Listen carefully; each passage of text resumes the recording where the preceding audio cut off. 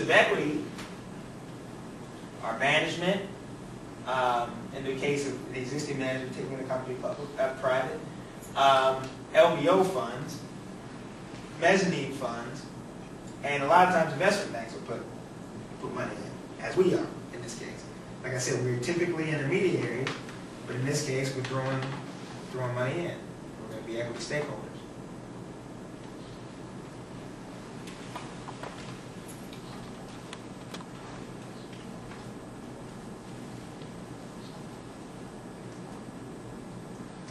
So good LBO targets, or attractive LBO targets, are firms with pretty stable profits, firms with large cash flows, and firms with underutilized debt capacity. So let's say there's a company that has, based on those advance rates we talked about earlier, 85% on receivables, 50% on inventories, 25% on property, plant, and equipment. Let's say they have all these assets, $50 million in assets and no debt. In that case, that if they have $50 million in assets, let's say they're trading at $40 million, on the Amex or somewhere, right? Then that again, you can buy that company and immediately lever the company up to pay back the debt you raised. That. It's evident, And so, it becomes an attractive target. You also want, under the assumption that you're going to have to pay down the debt, you want companies with large cash flows to pay down debt.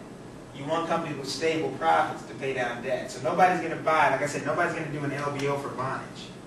You may buy it, but you're not going to use debt to buy it because the debt has to be paid back and bondage isn't making any money. You see what I'm saying? So, it's not, you're not going to see a lot of, most of the deals you see, when you read the paper, you read about stable industries. You read about companies you heard about. You read about a lot of boring industries, actually. A lot of this stuff will be, like there's a big deal for Siemens, just stuff like that. Deals where the cash flows are going to be there in stable, tried and true industries. You're not going to be doing an LBO for, for an early stage semiconductor company. You're not going to be doing an LBO for, for a company that has the next cancer drug. You will do an LBO for an established drug company. You see what I'm saying? Because they have a track record, they have cash flows that are being thrown off, and they may be managed poorly.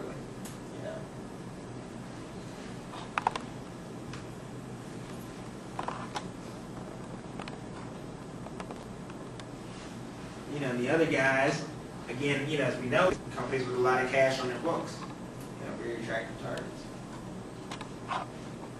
So, just discussing some of the potential gains from LBOs. Again, reduced regulatory and listing costs. So sometimes the management just wants to get off the publicly traded markets because there's costs associated with that. You got the actual listing costs that you pay to the various exchanges, and so if you trade on the NASDAQ, it's going to be more than if you trade on the Amex. The Amex is going to be more than if you trade on the bulletin board, but there's always a cost. The New York Stock Exchange is going to be the most expensive of all. There's costs associated with that. There's costs associated with just getting information to investors. You got to hold annual meetings. Everybody's got to get a 10K. Those mailings cost money. You have to pay people to actually communicate with the public about what's going on with your company. So when analysts are beating your stock down and talking bad things about your company, you got to get some soldiers out there to be on C-SPAN, be on CNBC, be in the streets, be talking to investors, be calling institutions to actually make the case that your company is not, in as bad shape as people say it is. Or if people think it's in good shape, you have to hire people to maintain that impression. So all that costs money. A couple $1 million for the average public company. And even for very small companies, you know, it's a few $100,000, you know, a year. And now, you know, for companies that are above $50 million in revenue, there's going to be specific Sarbanes-Oxley compliance they're going to be required to maintain. So, you know, those are additional accounting costs that you see that you wouldn't have seen before. And if you're not public, you don't pay. Sarbanes-Oxley does not apply to private companies. So, you know, there's just reasons that you just wouldn't want to be public. So, you know, for very large firms, you know, you can actually see some pretty significant, you know, gains just from getting off the public markets.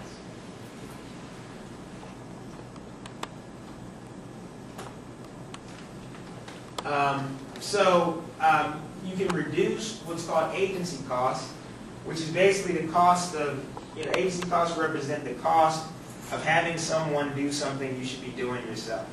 So, you know, basically, if the management of a given company is not a significant shareholder, then a lot of times they'll do things that benefit management but don't benefit the shareholders. So if by some process you make management significant shareholders, then you can better align their interests. So that could mean that I take existing management out and replace them with management that has shares, or that could mean that in the case of a management buyout, I encourage management to invest in taking the company private. You know, so in a company where